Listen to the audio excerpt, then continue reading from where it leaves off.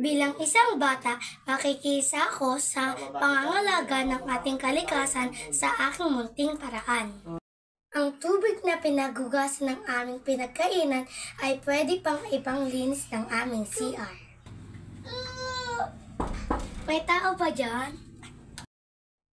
Ang bote ng mineral water ng aking bunsong kapatid ay pwede pang i-recycle para taniman ng halaman. Baka tutulong tayo para mabawasan ang basura at makakatipid dahil hindi na kailangan bumili ng paso. Ang mga kagamitang dekuryente ay dapat tanggalin sa saksakan kapag hindi ginagamit. Kapag aalis ng bahay, pwedeng ibaba ang main switch para iwas sa sunog. Mama! Mama! Nasa ka na? Dapat nating ingatan at mahalin ang kalikasan na ibinigay sa atin ng Diyos. Maraming salamat po.